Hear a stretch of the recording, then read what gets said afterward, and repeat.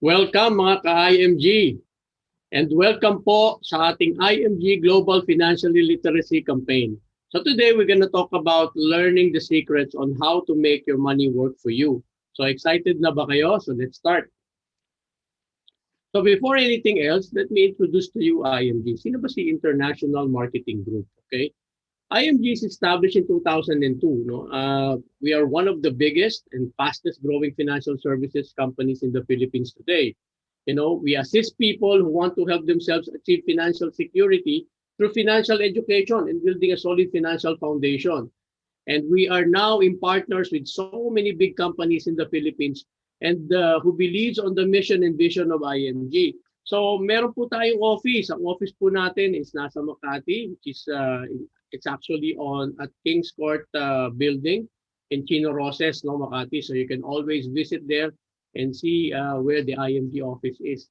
And we are also all over the world, all over the Philippines. We have offices scattered all over the Philippines, and including in Singapore, we have in Hong Kong, in Macau, and even in Europe. So almost buong mundo po, meron na tayong IMG. Alright? So, ano ba talaga yung mission and vision ni IMG? Okay, our mission is to help create wealth for families. So napakasimple lang, no? Gusto natin tulungan yung each family na makahahon sa problema pagdating sa pera, no? To make a difference for families so that there will be no families left behind. So dapat unahin natin siyempre yung ating pamilya, no? And through them, no, matulungan din natin yung ating mga kaibigan, yung ating mga ibang kamag-anak. Now, our vision is to build the new financial industry where everyone is able to earn what the wealthy is earning. So later, we're gonna show you ano ba yung sikreto ng mayayaman. Bakit ba lalo silang yumayaman? Alright? So excited na ba tayo? Alright. So ano ba yung reason bakit namin ginagawa ito? No? Okay? This is the question that I wanted you to ask yourself, Why do we need financial intelligence?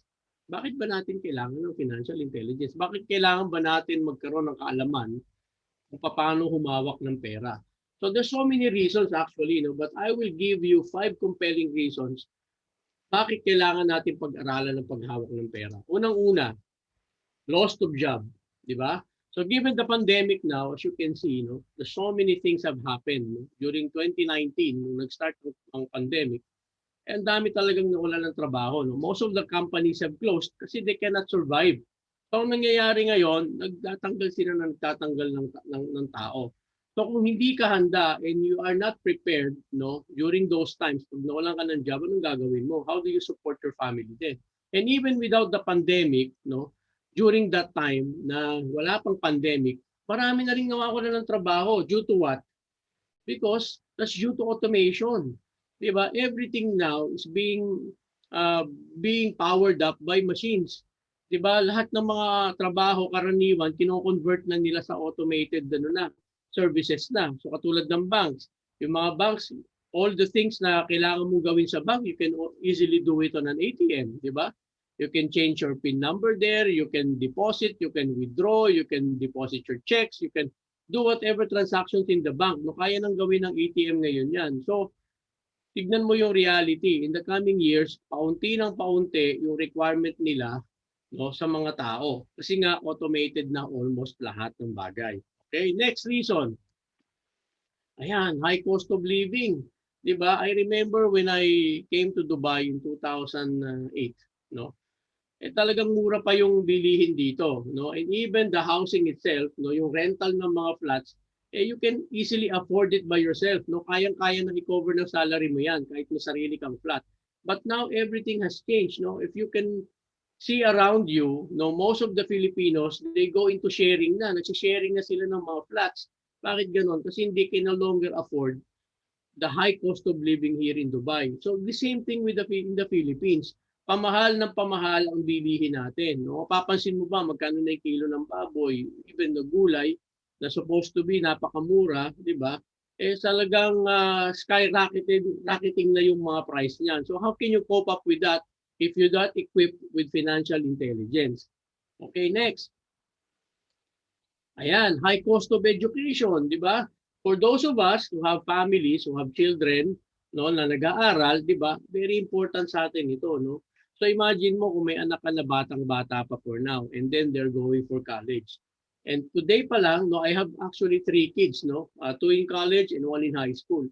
And compared mo nung ako'y nag-aral nung college, aba, hindi lang more than half, no, ang itinaas. Sobrang taas talaga.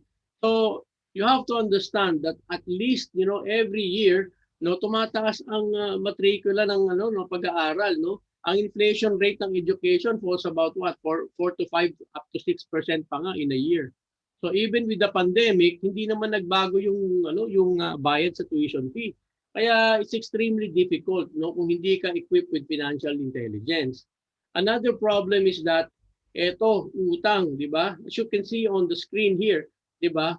Ang form ng slavery ngayon, ng modern day slavery na ngayon is credit cards, di ba? Yung mga loans, yung mga utang. Nakalagay dito, modern slaves are not in chains anymore. They are in debt. No, nababaon tayo sa utang, no? Nagiging tayong slave na ng utang. So, like the credit card, if the credit card company asks you to pay a certain amount, hindi mo pwedeng sabihin hindi ako magbabayad diyan, no? Para ka ng slave, sunod-sunuran ka na lang, no? And lastly, at saka ano ba yung reason bakit ba tayo nagkakautang, no? There's so many things eh. Why do we go into debt? Okay, number one, of course, reduce of income. Siyempre, pag lumit yung sweldo mo, katulad what happened in the pandemic, no? And we have experienced it the same here, no? Kasi siguro anywhere in the world, ganun na nangyayari, no? Pag nag-reduce yung income mo, katulad sa aking wife, no?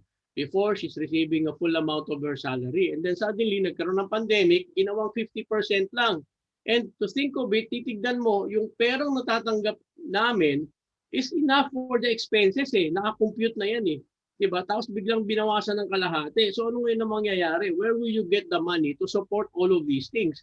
Diba? Na you result into debt. Nangungutang ka or you get advances from your card or whatever things that you can do para lang masustain mo yung iyong monthly expenses. No? So malaking issue yan. Kaya tayo nagkakautang.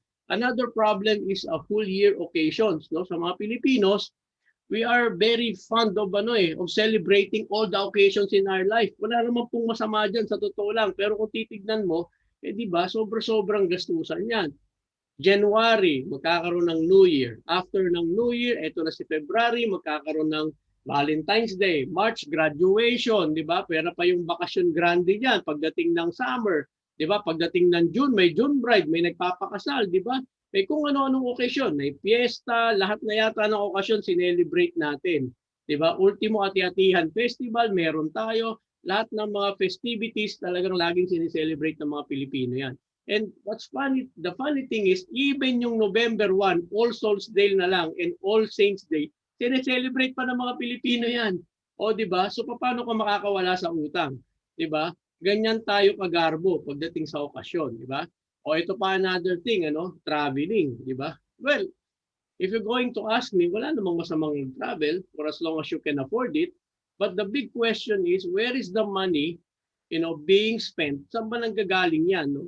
Where's the money come from? Di ba? Is it inuutang mo ba yan through your cards or how do you spend that much in traveling, di ba? Kung ang sinasabi nga rito nag-outing pero nag-outang, di ba? Ang hirap nun, 'di ba? Nababaon tayo sa utang. Well, sabi ko nga pwede ka rin naman mag-invest into good memories for as long as you can afford it na hindi mo kailangang utangin siya. Okay? And again, another problem is instant gratification, 'di ba? Tayo mga Pilipino, because we are so working hard, sometimes we feel like, kailangan ko naman sigurong i-reward yung sarili ko every time na sisweldo, bibili ka ng mga items, 'di ba? And sometimes now-hook up ka na into buying, no? Nagiging shopaholic na tayo, no? Kasi pinapractice natin instant gratification. And that's the problem, no? You are buying things that you don't even need, okay? With the money that you don't even have to impress people that you don't even like and you don't even know. 'Di ba? So that's the problem. Okay? Another thing is cultural background, 'di ba? Bakit ba nilagay yung cultural background? Kasi the way your parents behave towards money would be the same thing na magagaya ng mga bata. 'Di ba sabi nga nila, kung ano yung ginagawa ng matanda na hindi tama, nagiging tama ito sa mata ng mga bata. 'Di ba? Kaya nga sabi nga hindi mo ma-justify na tinuturo sa school yung GMRC. Sabi nila good manners and right conduct. Kahit anong turo nila sa school, but if the parents or the people around them, yung environment nila doesn't show that, 'di ba? Definitely hindi mo mapapasunod yung bata. So, sabi ko nga nung napakinggan ko sa one of the talks of our mentors, so sabi nila ang behavior daw is not being taught, it's being caught. So totoo po 'yun, hindi po 'yan naituturo kundi nakukuha, namamana or nagagaya. Okay? So again, the way we look at debts, it depends on how we discipline ourselves towards money. Okay? Now, ito yung pinaka panlima na importante, na bakit kailangan natin ng financial intelligence. Ito na, paghahanda sa retirement. Okay? Ito yung pinakamalaking problema na hinaharap natin. All of us, of course, we will start young. And definitely, will come to a point na magre-retire tayo. Diba? And once we retire, the question is, are we ready for that retirement? No?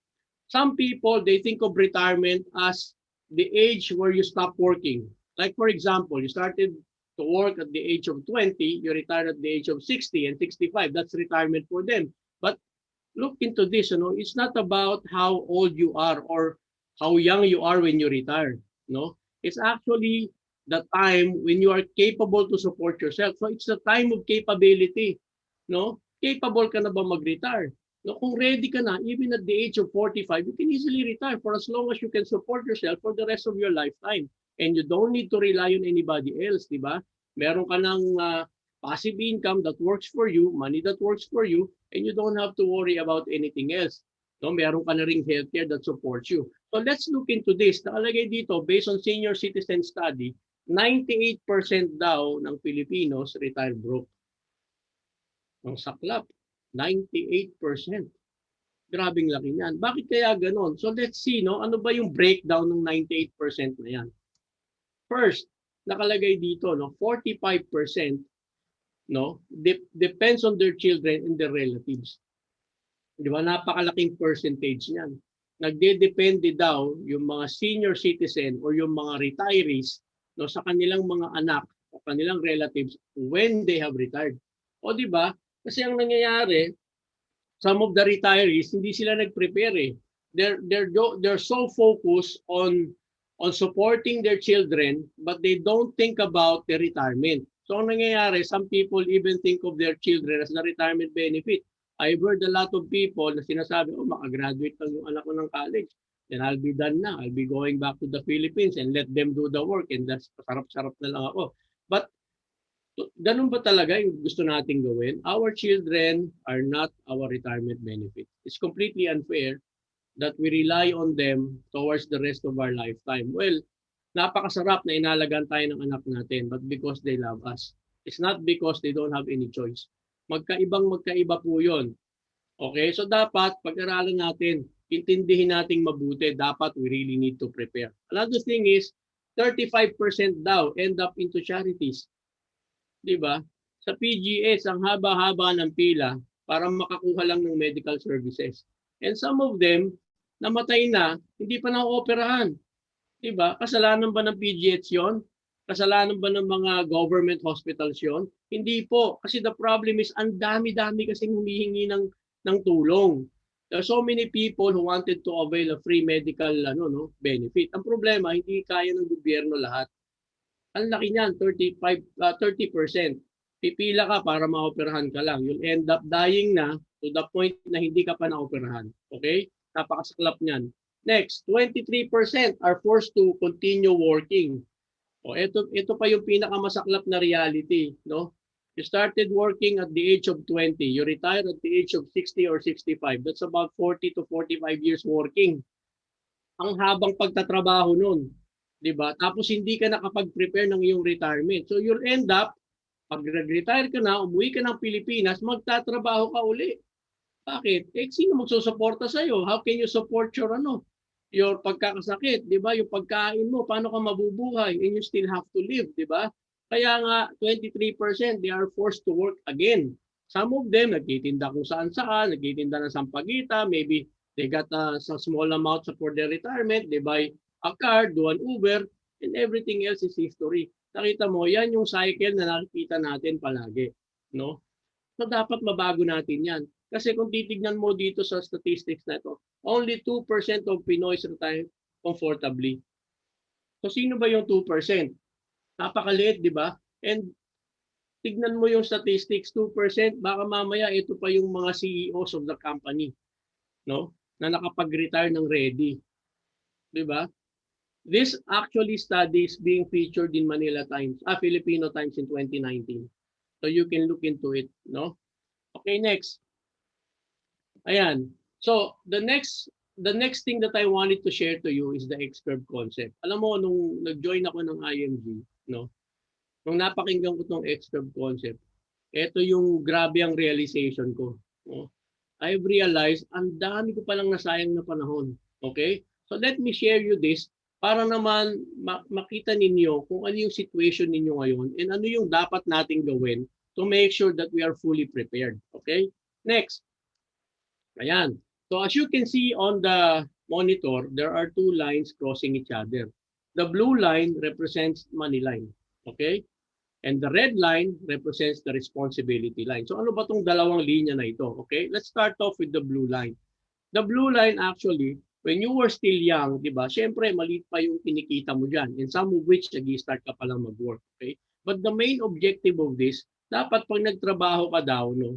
Dapat mahina pa lang yung savings mo, no? Dapat nagtatabi ka na niyan. You have to make sure that when you go through your life, no? Habang nagtatrabaho ka, tumatanda ka, no, of course, you achieve greater things, di ba? Gusto mo, tumaas yung sweldo mo, and as much as possible, you have these investments na dapat tumataas yung money line mo. Dapat you have already started your financial foundation, di ba? Dapat meron ka ng healthcare. Dapat meron ka ng protection or insurance. Di ba? Supposed to be, dapat wala ka ng utang niyan. Or kung meron man, di ba? It's being used to a greater purpose na kung saan magbibigay sa iyo ng more passive income or small business, di ba? Dapat meron ka ng emergency fund, whatever happens, di ba? So by the time na ma-reach mo yung retirement age mo, supposed to be, dapat may big savings ka na yan. So as you can see, no, when you started young, you have a small amount of money and you have to improve your money line so that when you go and retire, you have enough money na magamit mo towards your retirement. But the big question is, nangyayari ba yan? Parang ang dali kasing sabihin, ano? But medyo difficult gawin. Why? Because of this responsibility line. Okay? Tignan natin. When we start working, no, definitely responsibility starts. That's the problem with responsibility. When it begins, it will never stop. No, hindi mo pwedeng pigilan yan pag nag-start ka na magkaroon ng responsibility. Ang main objective sana ng responsibility line as you grow older is dapat supposed to be bumababa yung responsibility mo. But it doesn't happen. Bakit? Kasi because of these responsibilities that you're having. Number one, syempre, habang nagtatrabaho ka, you have to support your family, di ba? So dapat meron kang basic needs, which is the food, clothes, and shelter, di ba? O, magkaroon ka ng anak, dapat you have to support them with their studies, di ba? Pag may nagkakasakit, ikaw ang nagpapagamot, ikaw ang naggagastos para sa pagpapagamot nila. Or baka may mga loans ka, may mga credit cards ka diyan, di ba? And for us OFWs, we also have the responsibility of sending remittances to our loved ones. Kasi that's the purpose, kaya ka nga nandito eh, di ba? Ang tanong dito is, eto bang mga responsibility na ito, no? Saan mo ba kinukuha yan to sustain all of that? It comes from your salary, which is your active income. Di ba? Active income po ang tawag dyan, di ba? When you are working, you get your salary, that's considered as your active income, wherein you work hard for the money. Di ba? Parang cycle yan. Natatapos yung sweldo, trabaho ka na naman, padala, and everything, bayada mo lahat ng responsibility mo, antay ka na naman ng another salary. Ang tanong doon, lifetime ba pag-receive ng salary? Hindi, di ba? Because the salary itself is only temporary.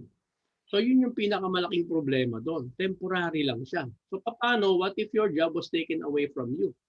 So ano ngayon ang gagawin mo? Di ba? Malaking problema yan. Di ba? That is why it's extremely difficult, no? Pag hindi ka talaga marunong magplano, no? It's extremely difficult na pataasin yung money line mo or to come up with your goals na ma-achieve mo siya kagad-agad pag hindi ka marunong magplan. Alright? Now, ano ba yung nagbabago dyan? Of course, when you grow older, nababawasan naman yung responsibility natin. Okay? So syempre, you're already 65-year-old. So most probably, no, yung mga anak mo nakagraduate na niyan, di ba? Most probably, bayad na yung utang mo, di ba? At hindi ka na nagre-remit ng pera because you're already retired. But the big question is, ito pa din yung responsibility that you need to have. Ano yan? Di ba? Basic needs. Kakain ka pa rin naman eh, di ba? Ay tumanda ka eh, di ba? Ang pinakamasaklap dito, yung health mo. This is the main factor that you need to make sure na prepared ka. Kasi when you grow older, you become sickly. Siyempre, di ba magkakasakit ka eh. Di ba? Ang tanong dito, you're no longer relevant to work. 65-year-old ka na eh, wala nang tatanggap sa iyo for uh, for such reasons na hindi ka na capable. You're no longer relevant, di ba? So ang tanong, who will support you towards this responsibility of yours pagtanda mo? Yung iba, sinasabi nila, no, may mga anak naman ako eh, no? Gaya nga ng sinabi ko kanina, they think of them, of their children as the retirement benefit, which is completely unfair. And you have to accept the reality that when you grow older and you are not prepared for your retirement, you become a very big liability. Diba? Napakasakit tanggapin yan na liability ka. That is why you need to make sure you have a passive income. Okay? You make sure that you have a passive income so that your money works for you na. It's type of investment dapat na meron ka na. That can support you towards your lifetime. Diba? Kasi ang hirap nun, aasa ka sa pamilya, sa anak mo. What if yung anak mo hindi ganon sinuwerte? Diba?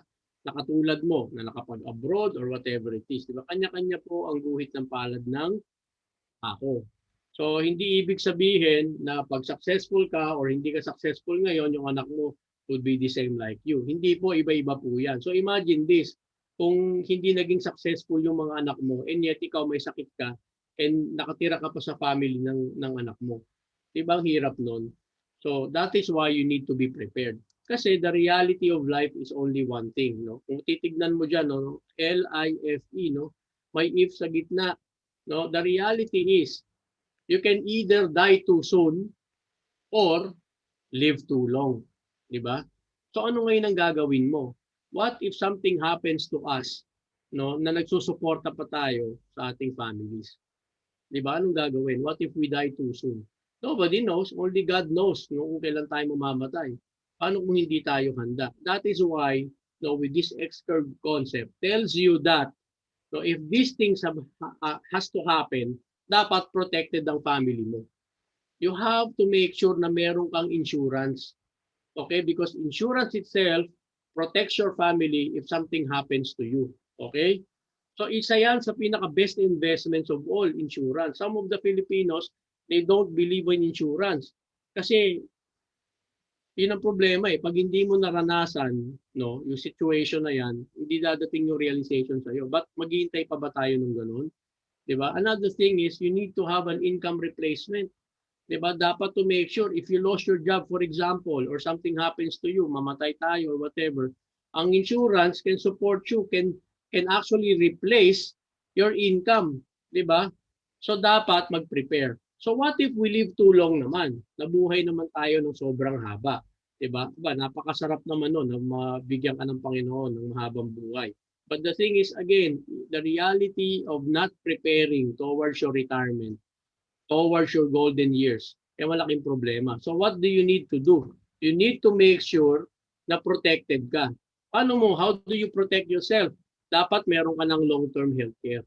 Okay? A long-term healthcare is actually being prepared now.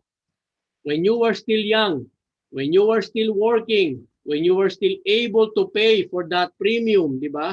Dapat iniintindi mo na ngayon yan. Dahil pagdating ng araw na hindi mo na kayang magbayad, no, ang healthcare na yan ang magpo-protect sa'yo, ang magpapagamot sa'yo, whatever happens. Kasi nakapondo na yan doon. Okay? So another thing is you need to have investments. 'Di ba? Hindi lang healthcare alone na ipe-prepare mo. Kasi etong long-term healthcare naka-focus only sa iyong pagkakasakit for your medical needs. But what about yung basic needs mo? 'Di ba? So that is why you need to come up with an investment. Investment that will provide you finances towards the rest of your lifetime. Okay? That's what IMG can offer you, can help you, no? Next. So ano ba yung 10-20 rule na tinatawag, no? This is a basic rule actually, no?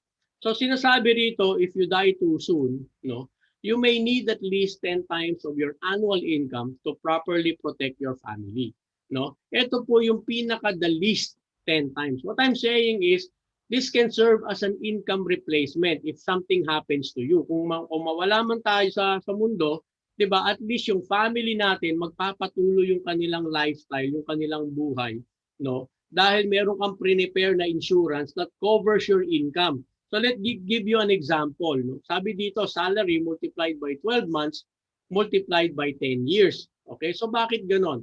Let's say you're earning 25,000 in a month, okay? So if you multiply that by 12 months, that would be about 300,000. Multiplied by 10 years, that's 3 million. So dapat daw, meron ka dapat insurance that covers for 3 million. Para lang yan sa income replacement. Ang ibig sabihin, no, pag tayo namatay, siyempre wala na magsusustain ng ating yung ating responsibility para sa ating family. The insurance would be covering for that, no? So, kung 3 million ang requirement for 10 years and you're secured, you're protected with 3 million kahit namatay tayo, no? Meron pa ring magpapatuloy, parang nandoon ka pa rin, parang buhay ka pa rin kasi the insurance itself covers for whatever the loss that na nawala sa family mo. Okay?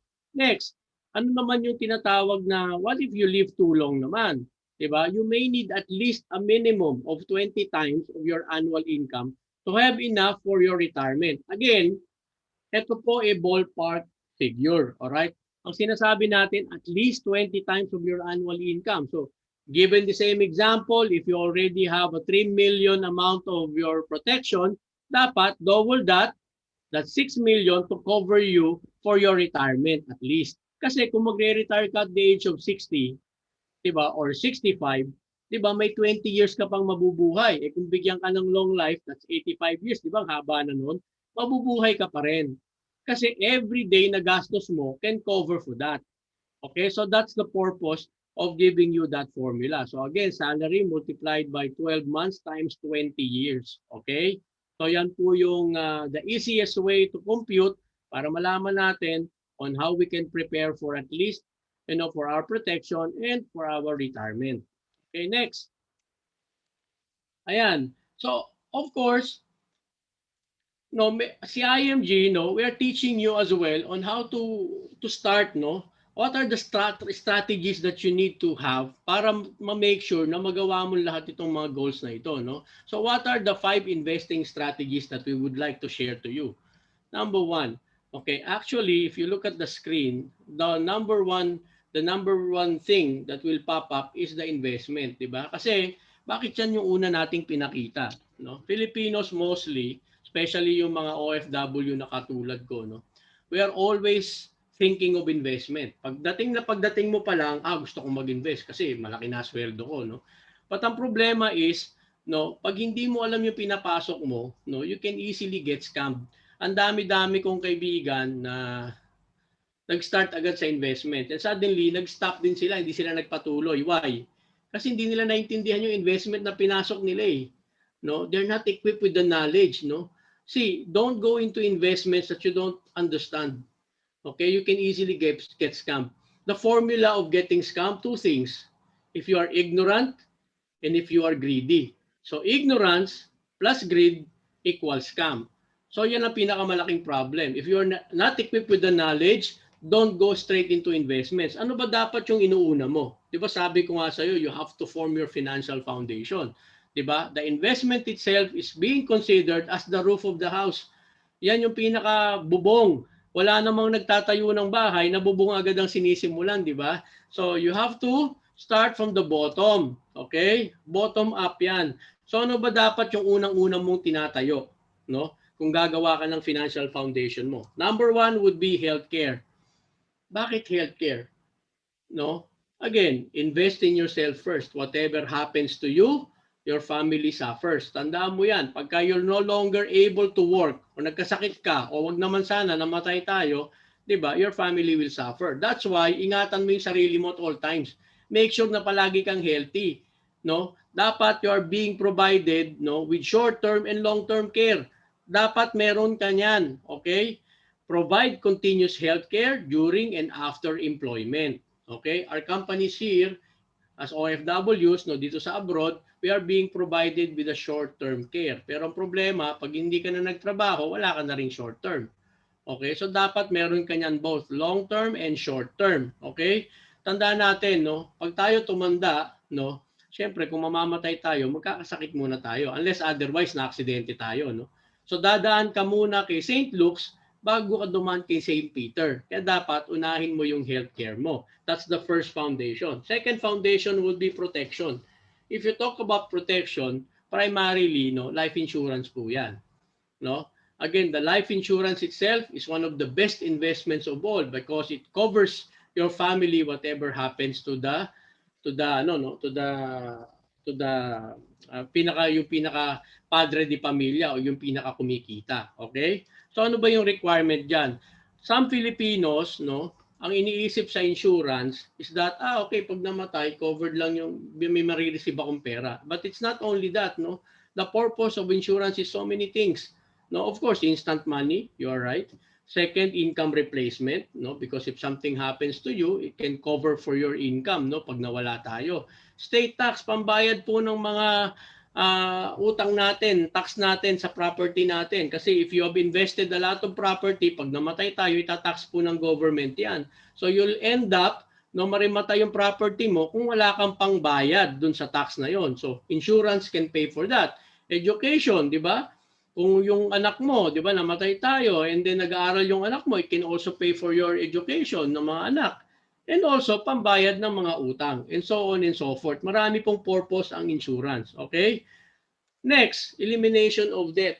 No, sa IMG, the good thing about IMG is, you know, it teaches you how to eliminate your debt, no? Actually, maraming pumapasok sa IMG na nag-start na baon sa utang, no? With the IMG, no, natulungan na mabayaran yung lahat ng utang at kumita pa ng passive income. So, I dare you to really join the IMG, no? Tuturuan namin kayo on how to eliminate your debt. There's so many ways po. One example is the snowball approach and also the consolidation type of approach. So, tinuturo po lahat yan sa IMG. Okay? So, next. Ayan, emergency fund. As you know, emergencies are always there to happen, no? Palaging may emergency. Ang tanong dito, may fund ka ba? 'Di ba? So, yun ang problema, no? Emergencies are always there. Kaya pa po wala kang pondo, lalo na ngayon, during the pandemic, naku, sobrang daming emergency nangyayari, 'di ba? Sabi nga, ang relationship daw ng emergency fund, simple lang eh. Kung ikaw ay OFW, ang emergency nasa Pilipinas, ang funds nasa abroad. Okay? So kidding aside, no, if you how to prepare your emergency fund, you need to start off for the single people na wala pang family, no, at least minimum of 3 to 6 months, no, of your expenses or your salary, dapat kinikip mo yan as your emergency fund. No, pagka naman pamilyado ka, no, as much as possible, you have to have a minimum of 6 months up to at least 1 year better. No, bakit kailangan ng emergency fund? Pag nawalan ka ng job, how can you pay for your rental? How can you pay for the tuition fees of your children? How can you support your families in the Philippines kung nawalan ka ng job, di ba? But if you have a backup money, an emergency fund, no, that can cover for at least 6 months up to 1 year, di may chance ka makahanap ng trabaho during that period, di ba? So ready ka whatever emergencies that can happen to you. And lastly would be the investments. If you're talking about investments, napakadami pong type. All right? There is mutual fund investing, there is stock market, there is property investing. Ang dami po niyan, and so on and so forth, no?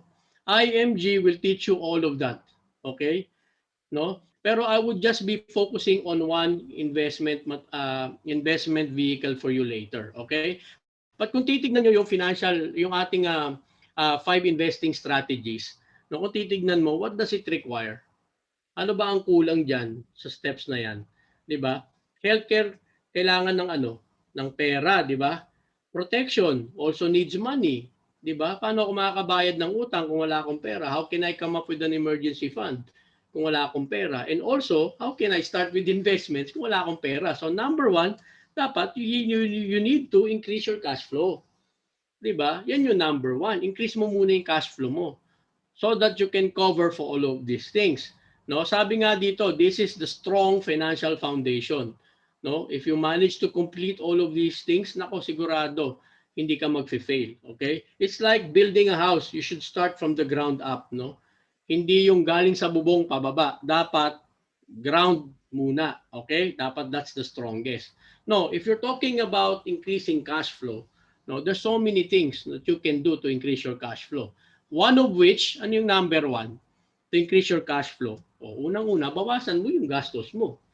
'Di ba? Simple lang 'yan eh.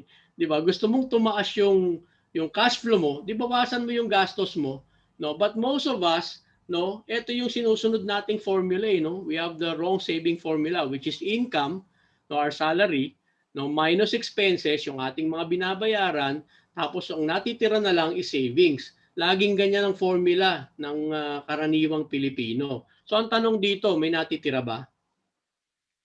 Sometimes negative pa nga tayo eh. 'Di ba? Kulang pa nga eh. Inuutang pa nga natin sa credit card eh. 'Di ba?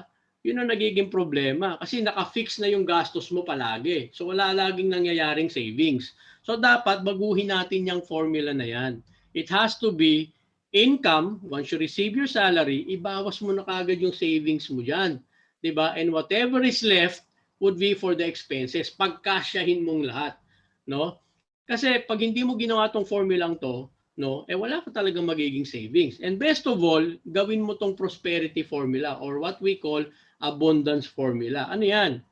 Income, which is your salary, no, minus tithes, no, which is 10% of that salary belongs to God. 'Di ba? Nasa Bible po 'yan, yung ikapu, sabi natin, 'di ba? No, you have to give at least 10% of whatever you're earning, no, to God, no?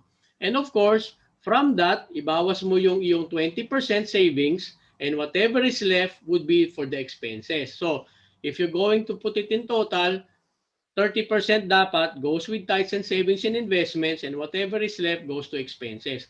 So, pag ginawa mo yung prosperity formula, 100% meron kang may tatabi. Kasi binabawas mo na kagad yung savings mo. Inuuna mo nang ibawas bago mo pagastusin yung pera, 'di ba? 'Di ba sabi nga ni Warren Buffett, 'di ba? 'Di ba? Spend what is left, 'di ba? After saving, 'di ba?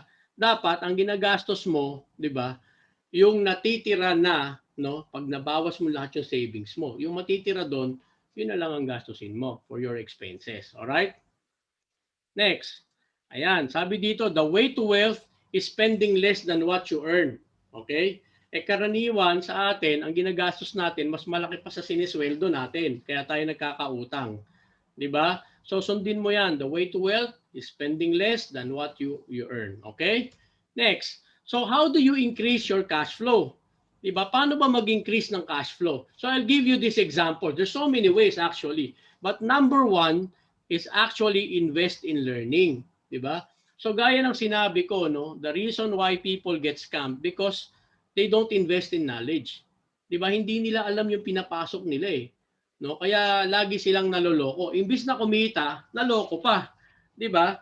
Ano yung sinabi ko kanina? Ignorance plus greed equals scam. Kaya tayo na-scam eh. Invest in learning. Some people, they say, nako, napakamahal naman kasi mag-enroll ng mga financial literacy na yan eh. But do you think, if you think financial literacy is expensive, try ignorance.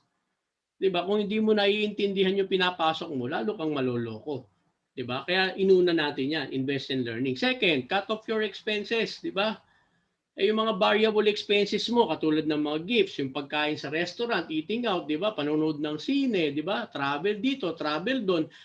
Ngayon, ang panahon na makakapag-save ka because of the pandemic. So tanggalin mo na yung variable expenses mo para lumaki yung cash flow mo. Another thing is sell unwanted stuff. Bili tayo ng bili. From time to time, ang dami-dami nating gamit, dami-dami nating naiipon na kung ano-ano. 'Di ba? Hindi naman natin nagagamit araw-araw or sometimes nakalakihan na lang natin or hindi na natin maalala, 'di ba? Na meron pala tayo. Sell mo na 'yan. Ang dami namang uso naman ngayon yung mga garage sale, 'di ba? So benta mo na 'yan. It will give you an additional cash flow. Luluwag pa yung cabinet mo, 'di ba? Next, additional passive income through what? Through your passion, turning passion into profit, 'di ba? So there's so many people who are extremely talented. Magaling pa lang mag-gitara, no? You can teach piano lessons and stuff like that, no? Kung saan ka magaling, 'di ba? Naalala ko noon, uso yung yung pagko-cross stitch. 'Di ba? Some people make big money out of that, 'di ba? So, you need to be creative enough kung paano mo matuturn yung iyong hilig, no? I-convert mo into profit. So, that's another thing. Ito pa, go online, 'di ba? Pansinin mo ngayon, lahat ng type of businesses online na, 'di ba? So dapat you have to go with the flow. Hindi na uso ngayon yung kung ano yung kinagisnan natin. Everything now is available online, no? Given this pandemic, even all the companies realized na teka, kailangan makiayo na tayo sa online or else mali-left out tayo, 'di ba? And lastly, we have to start with low risk investment, no? Ito yung pinaka-importante, di ba? Nag-increase ka ng cash flow, pero dapat yung cash flow na nai-extra mo, nilalagay mo into low risk investment. Mag-start ka na because if you don't start, nothing will happen. Di ba? Mahirap yung lesson lang tayo, teaching lang ng teaching, seminar lang ng seminar, pero hindi ka naman nag-execute. So start with low risk investment para hindi ganon nakakatakot pumasok. Okay? All right. So next. So gaya ng sinabi ko, no, there's so many types of investments.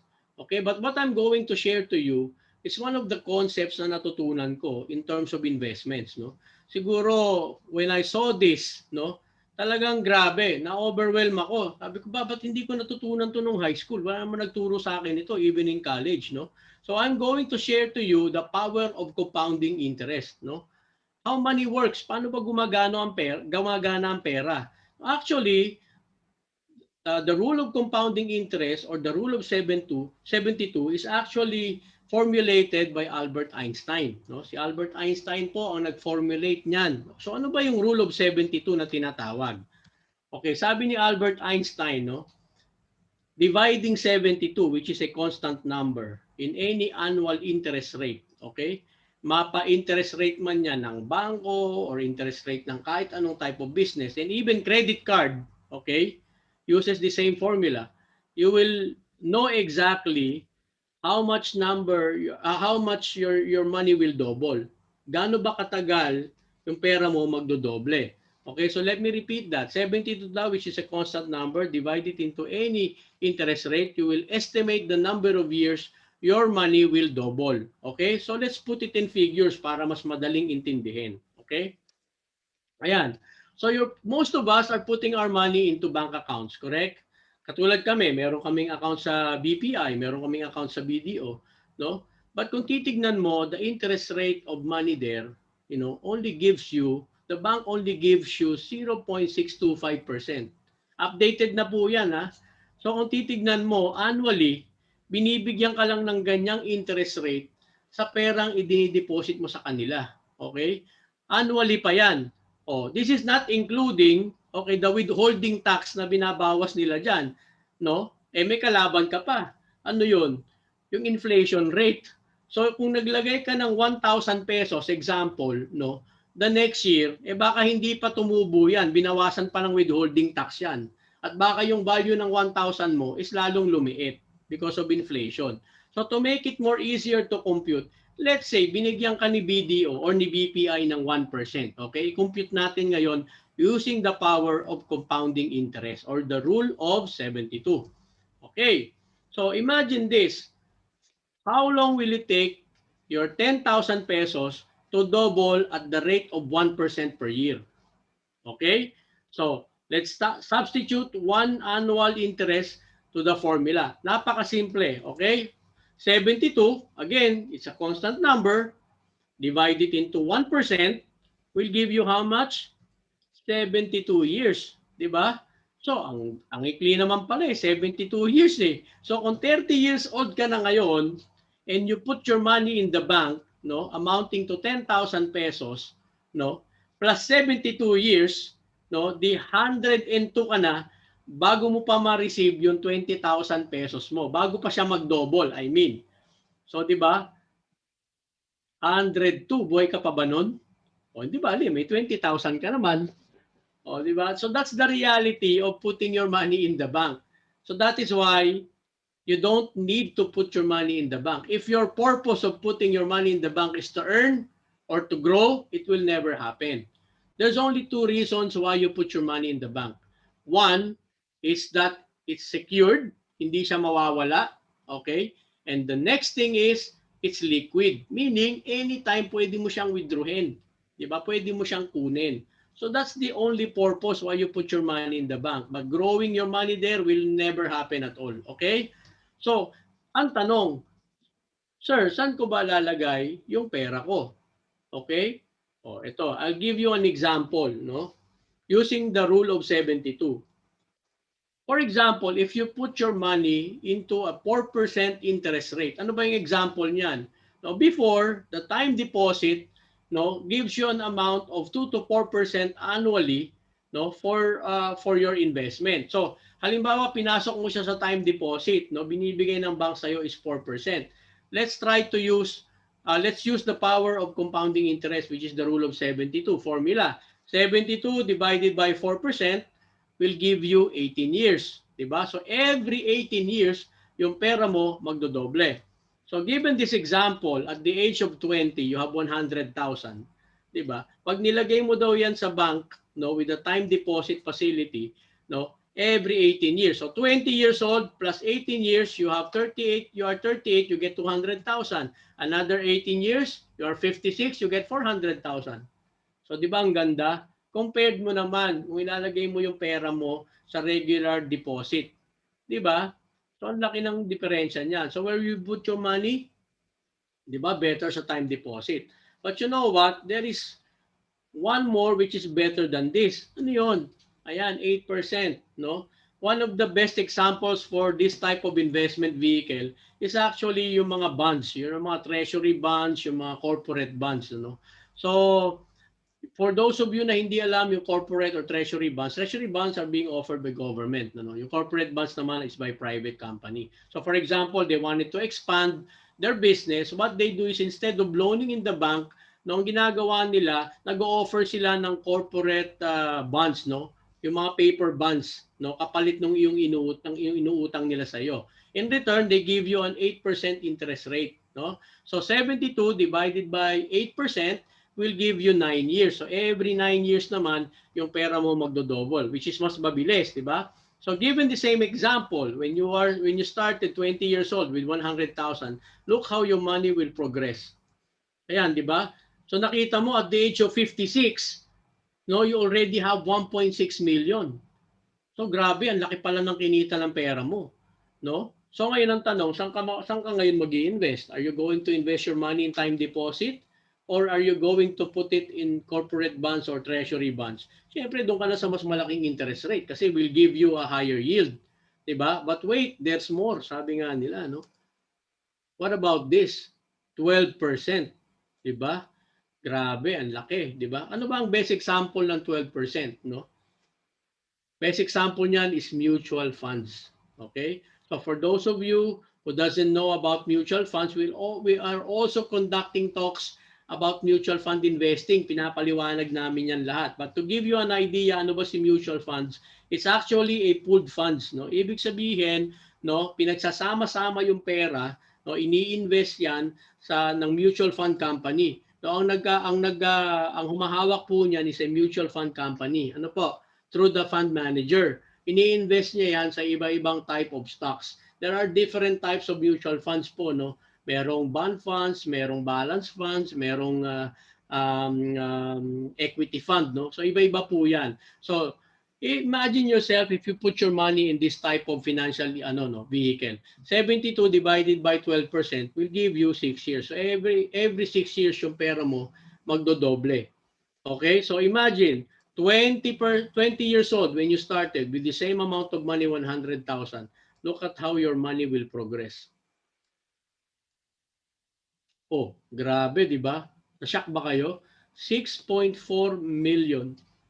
Grabing laki, di ba? O bakit ganun? Sobrang laki yata. Kasi this is the power of compounding interest di ba? You put your money in the bank, no? Nilagay mo sa time deposit. Do you think your money will be kept in the vault? Ilalagay lang ba sa vault yun? Hindi. the bank itself will reinvest it. Saan niya i-reinvest yan? From here, going to here sa 12%. Anong tawag doon? Yung mutual fund ng mga banks. It's called UITF. Diba? You can search it in internet or even in YouTube para mas maintindihan po natin kung ano yung UITF. No? Imagine, yung pera mo, pinakinabangan nila. They only gave you 400,000 at the time of your retirement, but actually, your money earned 6.4 million. Kinuha nila yung 6 million from you. O di ba ang galing? Tuwan-tuwa ka pa dahil every Christmas naaalala ka nila. Lagi kang may payong, lagi kang may bag at ballpen, may kasama pang USB. O, di ba? Tuwan-tuwa ka, pinagyayabang mo pa yung bank mo. Hindi mo alam kinuha pala yung pera. But the thing is it legal? Yes, totoo kasi doon ka lang naglagay sa 4% Kaya, di ba ang problema kasi, nobody have told us this. Even in school, this is not taught. So, kaya nga sinabi ko sa inyo, no, when I learned about this, grabe, no, ang dami pa lang na walang pera sa amin, no, na sana na-invest namin dito. So, if you look at this is actually times 4. And this is actually times 16. Ang laki ng difference.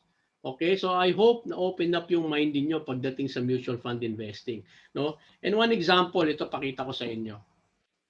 So imagine, no, naglalagay ka ng 1,000 pesos sa iyong mutual fund. By the way, ang mutual fund investing po, no, can start at 1,000 pesos. Pwede ka na magkaroon ng mutual fund, okay, at 1,000 pesos to start. So imagine you're putting 1,000 pesos continuously and you're putting it in an annual interest of 12%. Okay? Okay, kung bata ka pa, like giving doon 20 years old pa lang yung example natin kanina, may 1,000 pesos siya continuously 12% at the rate of 30 years, no? At the span of 30 years, meron na siyang 3.5 million. Di ba? Ang laki niyan through compounding interest. Paano kung 2,000 ang nilalagay mo? O di ba? That's 7 million. Ang laki. For the couples na mag-aasawa, they can afford to put at least 3,000. 10 million po yan in 30 years. So kung 20 years old siya, nag-start with 3,000 investment, about 10 million. In 50 years old na niya, may 10 million na siya. Is it enough for retirement? Di ba? O what if you put up 10,000 pesos, combined salary ng mag-asawa? 10,000 pesos. About 35 million po yan. So pwede na ba yan? 'Di ba? Baka sinabi nyo, ay maliit, konti pa. Pero 'di ba 35 million. And you cannot imagine na ganyan pala kalaki ang pera. No? This is how money works for us. Okay? So look at this. Investing 33 pesos in a day or 1,000 pesos in a month for 30 years will give you 3.5 million. 33 pesos in a day. Wow. Mas mahal pa yung kape sa Starbucks. 'Di ba? So this is the realization na gusto kong iparating po sa inyo, no? So what are we doing? 'Di ba? Why are we wasting our time? Nagpapakahirap tayo for something na gusto natin maabot. And yet, eto na, harap na natin ngayon, nakikita na natin yung reality na dapat natin gawin. Okay? So what do we need to do? Let's start, 'di ba? Ayan. So now, actually when you have mutual funds, it's actually ownership, no? You become an owner of shares, no? For long term.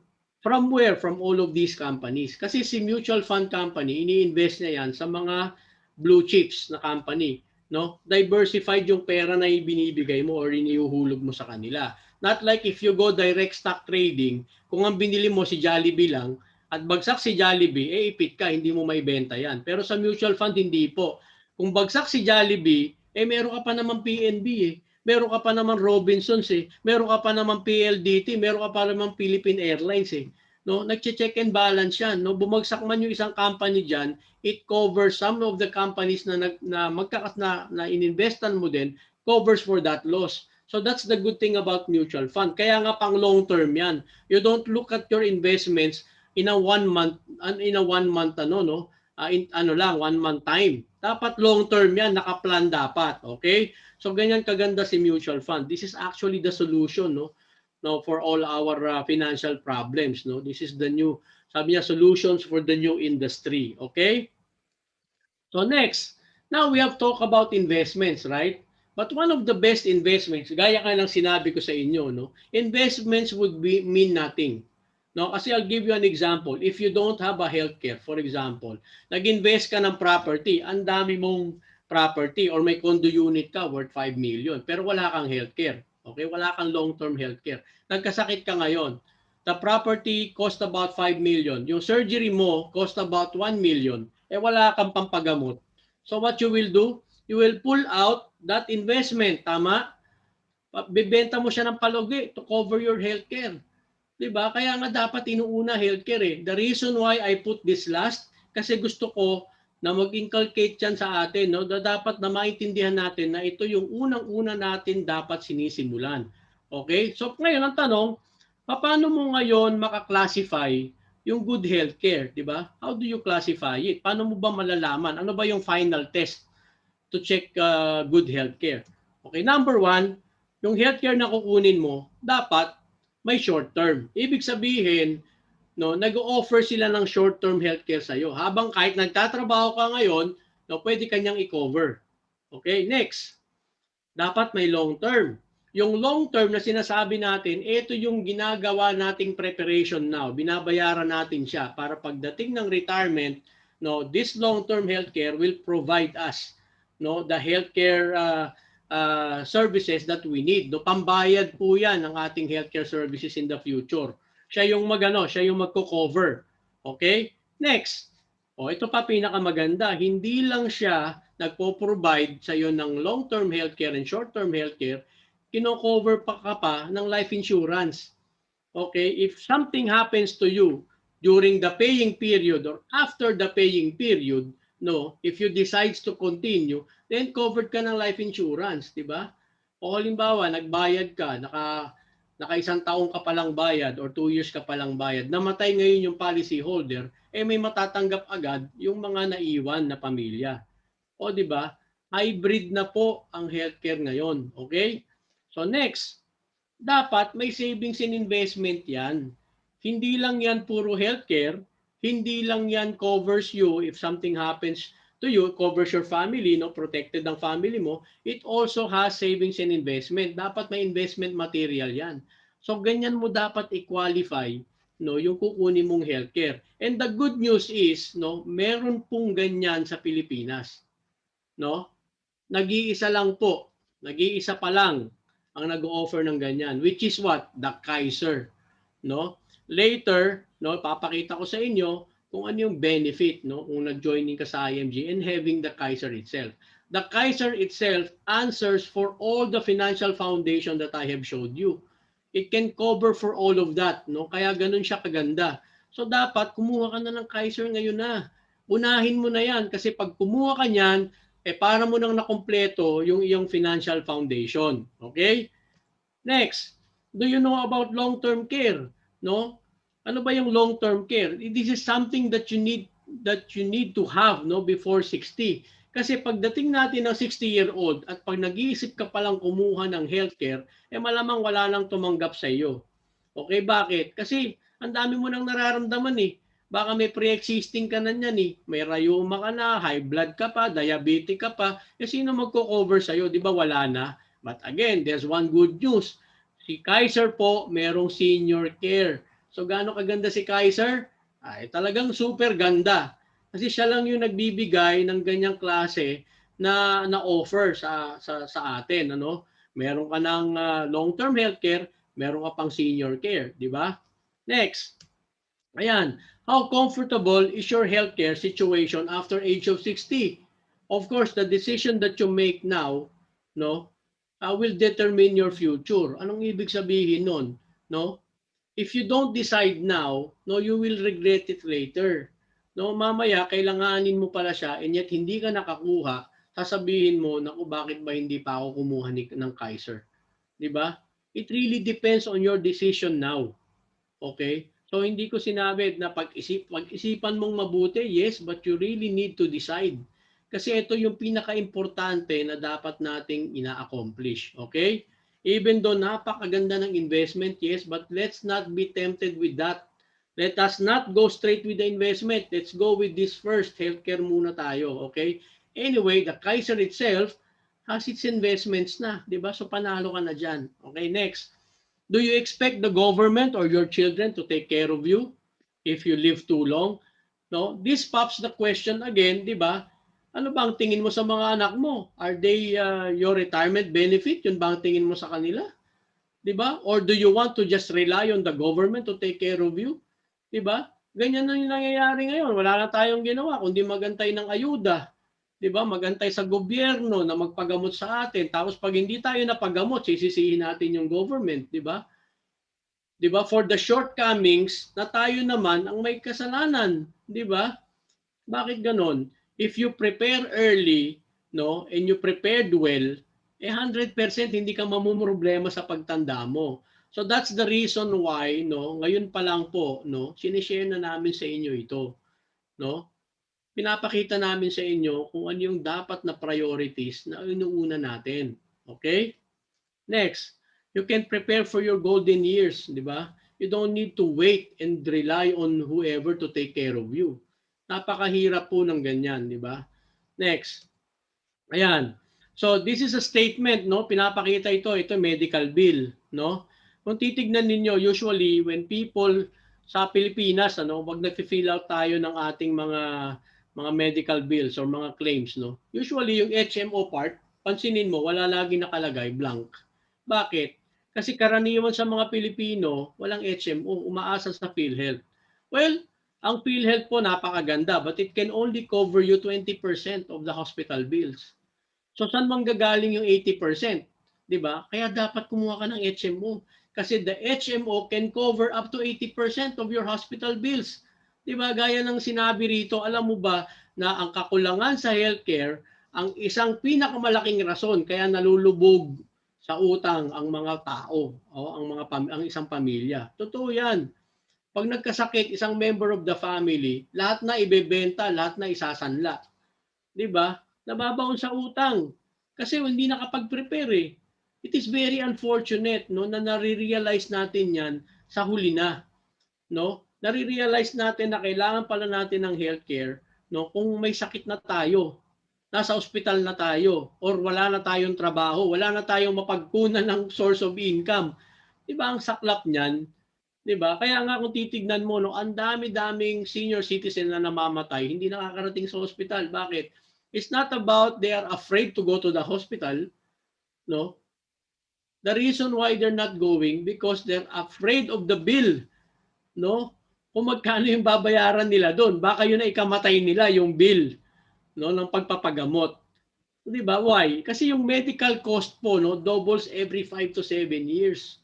Okay, ganyan po ang reality. So imagine mo kung kumuha ka na ngayon ng senior care mo, no? You pay for about 7 years. 'Di ba? By the time na mag-double 'yon, ready ka na. 'Di ba? Paid ka na eh. O 'di ba? So 'yun ang kagandahan doon. 'Di ba? Oh, maraming doktor at maraming gamot. Pero ang tanong, 'di ba? Meron ka bang pera pampagamot? 'Di ba? Everything is available, but is money available? Wala po yang wala pong magbibigay sa iyo ng ganun-ganon, 'di ba? Yung iba sinasabi, God will provide. That's true, no? God will always provide us with provisions, no? With blessings. But if you don't do any action, wala pong mangyayari. It doesn't happen na pag may nagkasakit sa member of the family, magdadasal tayo, Lord, Panginoon ko, bigyan mo po ako ng 200,000.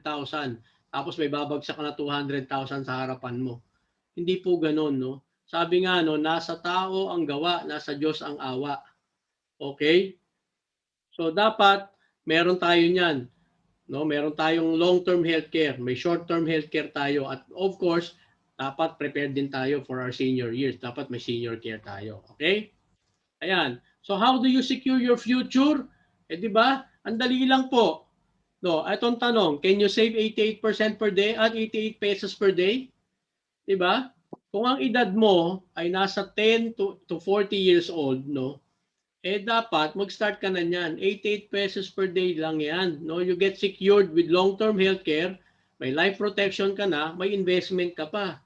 Kung nasa bracket ka naman ng 41 to 50 years old, eh 98 pesos per day lang po yan. Bakit ganon? Mas mataas. Siyempre, the older you get, no, mas malaki yung requirement mo to pay. 'Di ba? Ganyan ang insurance. Siyempre pag tumatanda ka, mas lalo kang nagkakasakit, nagkakaroon ng mas madalas ang pagkakasakit mo. Kaya mas mahal yung HMO mo. 'Di ba? So what if you reach on this age, 51 to 60 ka na, 117 pesos per day lang po 'yan. So pero kung titignan mo no, napakaliit na amount lang 'yan. Ilang daang libo na ba ang kinita natin? And yet hindi pa tayo nag-ready pagdating sa ganitong pagpapagamot, 'di ba? Ang tanong dito, is this the value of your life? No? 88 pesos lang, hindi mo pa na-cover yung sarili mo. Hindi ba? For the longest years na nagtatrabaho tayo, especially for us na OFW. Hindi ba? Huwag na nating antayin na dumating yung pagkakataon at hiningin ang pagkakataon na tayo magkasakit at wala tayong mapagkunan. We really need to start now. Okay? So, kanina, nung in-introduce ko sa inyo si IMG, no, maybe some of you are still thinking, ano ba talaga si IMG? No, now, I will tell you this very straight. No? IMG is all about financial education. Okay? We don't sell you any product at all. Hindi po kami nagbebenta ng kahit anong produkto sa inyo. Okay? What we provide you is a way of life. No? Actually, ang nagsabi niyan si Mr. Rex Mendoza. No? He's the owner and the CEO of Ramper Financials, no? One of our best financial gurus, no, sa IMG. Palagi pong nagto-talk 'yan, no? Totoo 'yung sinabi niya, no? We are not selling you anything, no?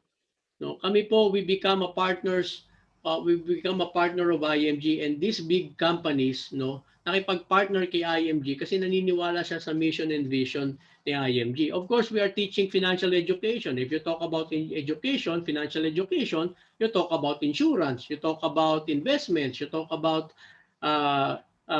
healthcare. 'Di ba? Kaya nakipartner yung mga companies na yan sa amin. So, how can IMG help you?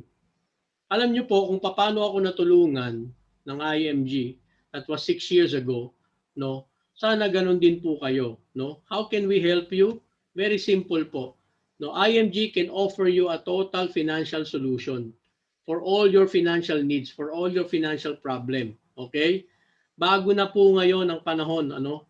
Ang panahon na po ng IMG, no, is a new world of possibilities. IMG can offer you all of these things, no?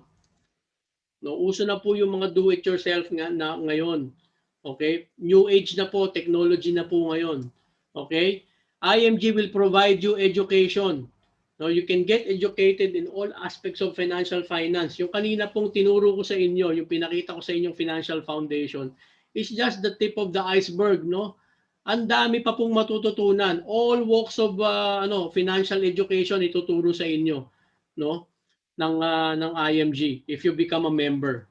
Another benefit, of course, execution. There's so many people who have attended seminars and trainings, pero ang nagiging kulang sa kanila is execution.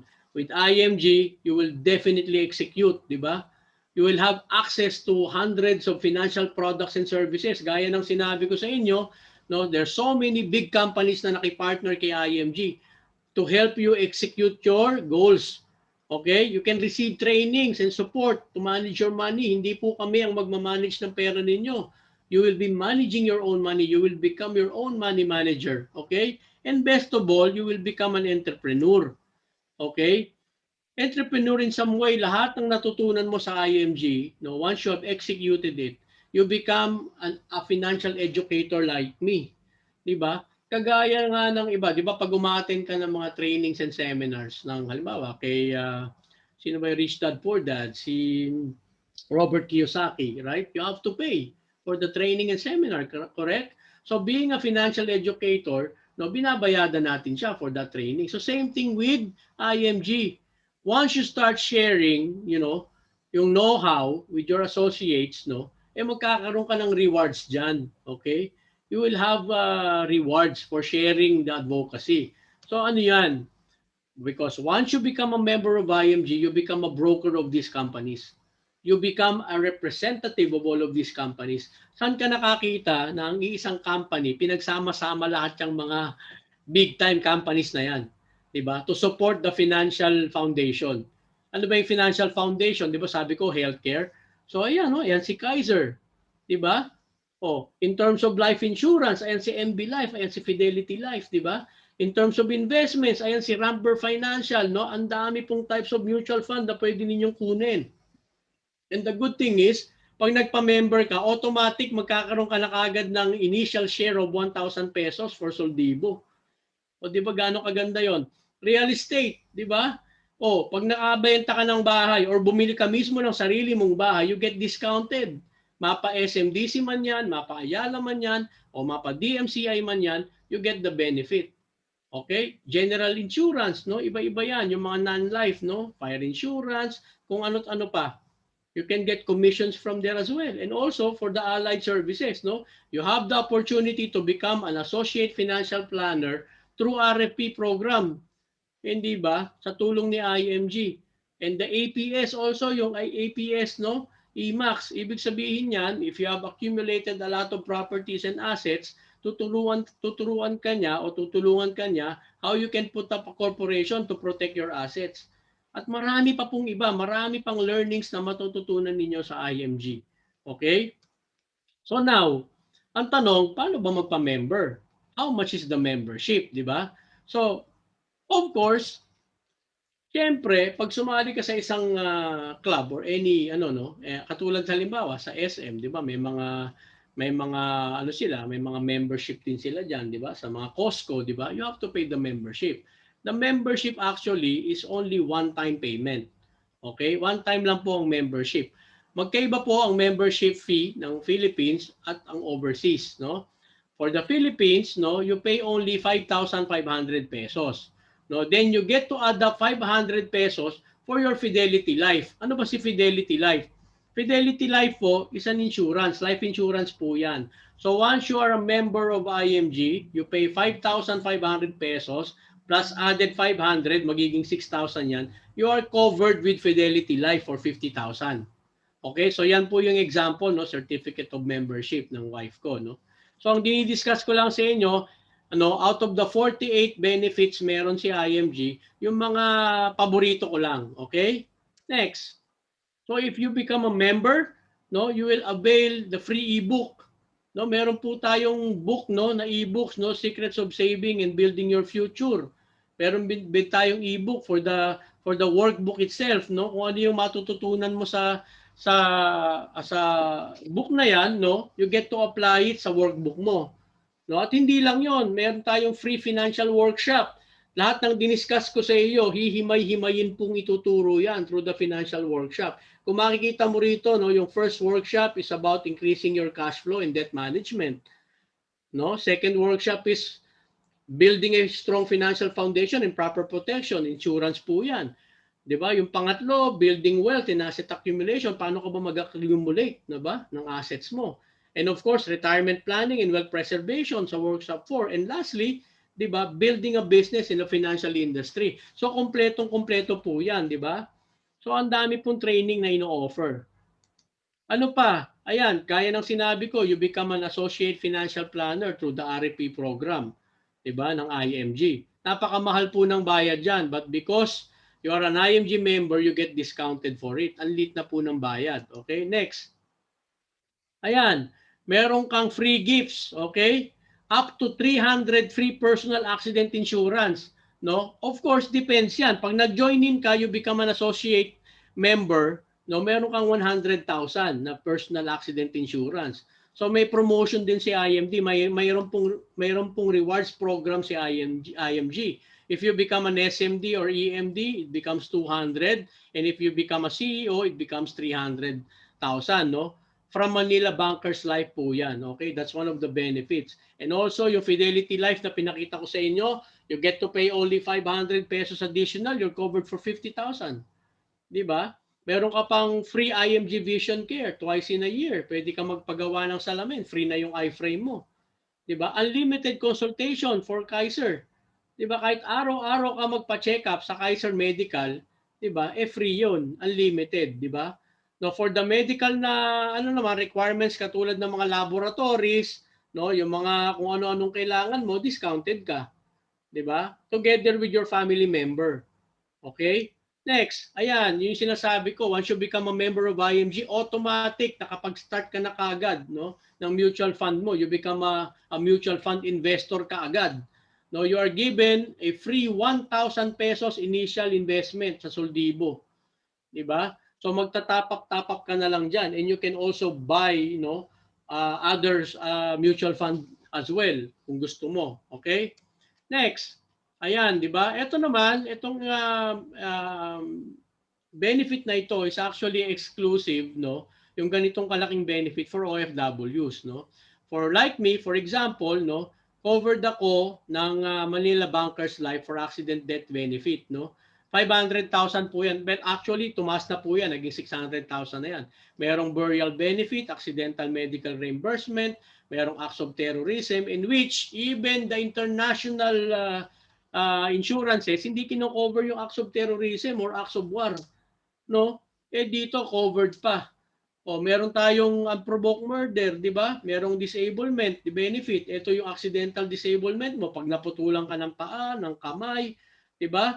Ng braso, lahat yan, loss of finger, kino-cover po yan. So ganyan kaganda si IMG. Ganyan siya magbigay ng ng benefit sa members niya. Okay? May repatriation service pa. If something happens to the benefit to the member, no, merong repatriation service na pinoprovide si Manila Bankers through IMG. Okay, next. Ayan, yan po yung ating sample certificate, no.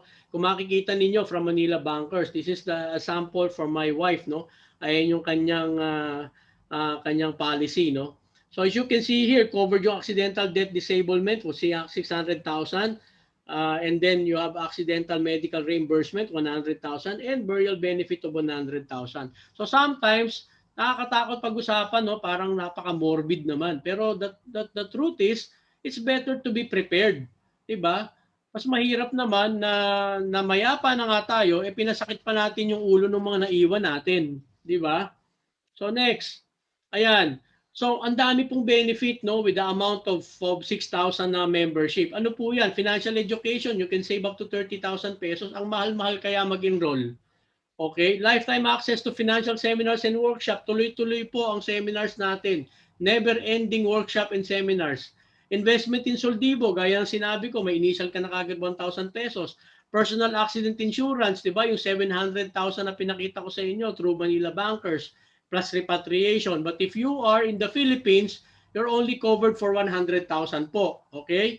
Fidelity Life Insurance, you can save up to 8,000 pesos yearly, di ba? So kung meron kang St. Peter na ang coverage mo is 50,000, you have to pay for 50,000, no, para makumpleto mo 'yun, no?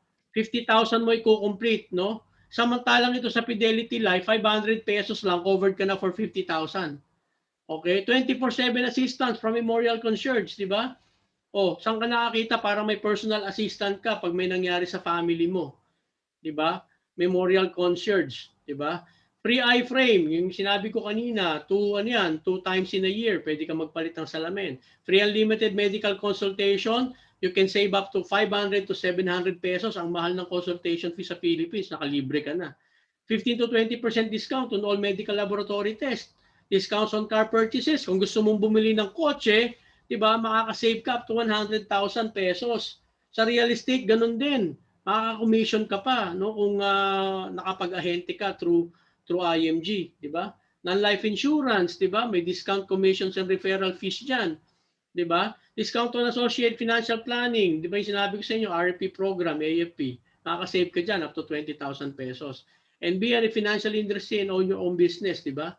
Ang dami pong extra na benefit, no? So with just a small amount of money being a member, ang dami-dami mong benefits na makukuha, okay? So, siyempre po, 'di ba? Meron yang yearly accreditation fee, 'di ba? One-time payment lang yung 5,500, pero merong yearly accreditation fee na 1,500 only. Siyempre, nagbabayad ka continuously for your benefits, 'di ba? So for you to continue all of these benefits, you have to pay for your yearly accreditation. 1,500 pesos lang po yan. And you get to avail all the benefits. Di ba? So next. Ayan, eto na tayo. Ang tanong kasi dyan, ano, given all the things that I have shown you, no, isa lang po yan eh. It only boils down to one thing. Okay? Ano ba talaga yung financial goals mo? Ano ba yung gusto mong marating? Di ba? For us OFWs, I want you to reflect and ask you this question, okay? Why are you here? Bakit ka ba nag-abroad? 'Di ba? Ano ba ang purpose mo? Bakit ka ba nag-abroad talaga? Kasi you have to understand, no, hindi tayo dito na nag-uubos lang ng panahon, no? Dapat may value yung ating pag-abroad. It has to be worthwhile. Yung mga nasa Pilipinas naman, reflect on yourselves. Bakit ba nandiyan ka pa sa ganyang situation for now? 'Di ba? So many, ang tagal mo nang nagtatrabaho, 'di ba? May nagbago ba? Dapat maintindihan mo kung anong purpose mo. Or else hindi tayo makakabangon, hindi tayo makaka-move forward. Ano ba talaga yung wants and needs natin sa buhay? It has to be objective. Dapat specific yan. Di ba dapat naintindihan natin kung ano yung dapat nating gawin, ano yung dapat nating marating or dapat nating makuha or ma-achieve. Di ba? Isa lang naman yan eh, di ba? O ano-ano yung mga financial goals? I'll give you an example. Number one is of course, di ba, happy retirement.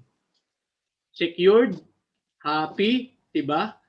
Na retirement, 'di ba? Kasi ang retirement gaya nga ng sinabi ko sa iyo, no, you can retire as early as you want, 'di ba? For as long as you're capable, 'di ba? 'Yan ang basis dapat ng retirement mo. Kaya dapat ngayon pa lang habang bata ka pa and you're still able to pay, focus on your retirement na. 'Di ba? Put on your ano no, on your list na dapat makapag-retire ako at the age of 50, 'di ba? Kasi ang retirement po no, it's not about it's not about survival. No? Hindi lang yan yung pag nag-retire ka, makasurvive ka for the rest of the lifetime. Hindi po ganun ang purpose ng retirement. Dapat pag nag-retire ka, you can sustain the lifestyle that you have before. Nagpapatuloy yung lifestyle mo, you can maintain that type of lifestyle. Hindi lang yung para makasurvive ka. Diba? So dapat magandang retirement. Dapat ilagay mo yan sa goal list mo. Next, syempre, sino ba ang ayaw na makagraduate yung ating mga anak? Diba? For those of you that are starting a family or maybe just got married, and for those of you who have kids, dapat isa yan sa goal natin, mapagtapos yung ating mga anak. Hindi dahil para maging retirement benefit, di ba? For them to have a better future. Hindi ba? Napakaganda niyan. Next, ayan, to have your own healthcare, di ba? Provider na sarili mo. May mag-aalaga sa iyo. Di ba? Ang ganda kaya, ang sarap kaya ng feeling na may private nurse ka. Di ba? O okay lang na alagaan ka ng mga anak mo, but pero tingnan mo kung may sarili kang nurse, 'di ba? Dahil you can provide for yourself. You will not be a liability to anyone, 'di ba? Next. Ayan. Eh ba, sino ba yung gusto na magkaroon ng dream house? Everybody dream of a house na talagang ikakaano mo, no? Yung ikakapuri mo, 'di ba? So kung magdi-dream ka na lang din ng bahay, abay, lakihan mo na. There's no harm, di ba, na mangarap ka. Ang masaklap lang dyan, kung naging pangarap na lang yan habang buhay.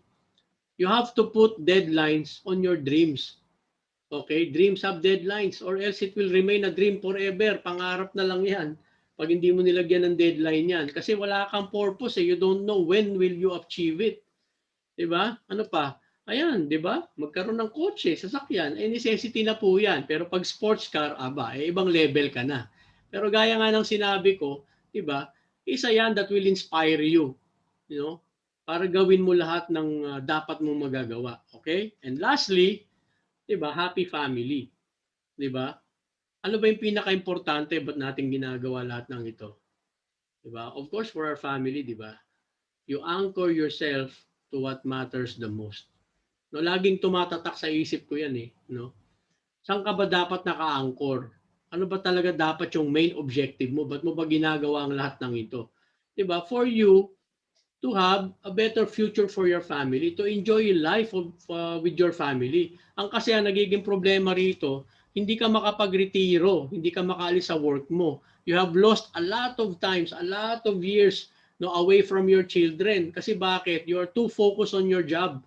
No, hindi mo na na-enjoy yung family mo, di ba? So kaya nga dapat as much as you can, no, you have to prepare as early as you can for your retirement to enjoy your life with them. Paano ka makakapag-travel with your family kung hindi ka na makalakad? Lumpo ka na, may arthritis ka na, bedridden ka pa. O di ba? So, what's the value of that? Di ba wala? So dapat dapat tinitignan natin ang sarili natin. Reflect on all of these financial goals and talk to yourself, ano ba yung ginagawa mo now? No? What I recommend is start with your financial foundation. Gaya ng sinabi ko, no? pinaka-importante, magsimula ka na ngayon. Don't wait for tomorrow. Don't wait for challenges to come to your life, no, bago ka pa magkaroon ng realization. Do it now. No? Don't wait for others. Kasi nangyayari, no, nag-aantay ka sa wala. Tandaan mo, no, time, no, can either be your ally or your enemy. Kung bata ka pa, no, kakampi mo yan kasi mahaba pa ang time mo. Paano kung matanda ka na, 'di ba? Magi-start ka pa lang, kalaban mo na yung oras. Kasi pag nag-fail ka, you cannot recover. It's difficult to recover anymore kasi wala ka ng panahon. Not like yung mga bata, they can always fail. 'Di ba? Gaya nga ng sinasabi ko, no, some people maybe they're not yet successful because they haven't failed enough yet. Kasi yung failure is a stepping stone to success. So don't be afraid to fail. When you join IMG, no, there's lots of challenges and failures, but 100% you will succeed at the end, no? Okay, next. Ayan po, no. So take action now, no? No, makipag-participate kayo, no? Mag-participate kayo sa aming financial check-up, no? To make sure to keep track of your finances, no? Become an IMG member and enjoy the amazing benefits and start earning, di ba? Start building your solid financial foundation. Gaya ng sinabi ko, huwag ka nang magpatumpik-tumpik. Mag-start ka na today. Okay? IMG is not about investments. It's not about insurance.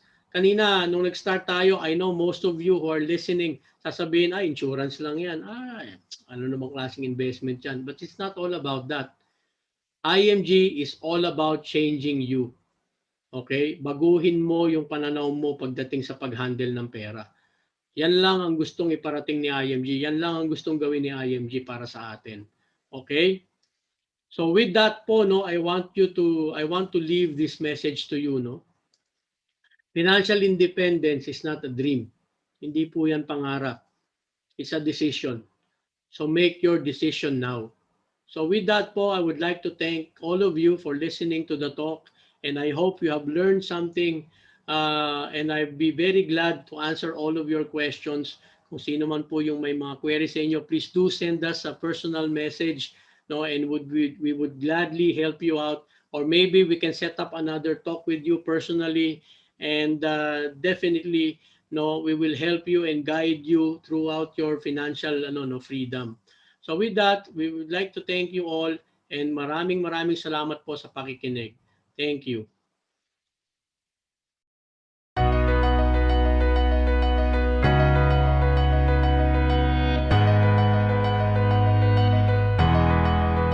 Makalaya sa utang. Sa usaping pinansyal, magkaroon ng sapat na kaalaman. matutong mag-ipon, Ang pinagpaguran. Hindi masasayang. Hindi mababaliwala. Halagahan ng kinikita. Para sa sarili.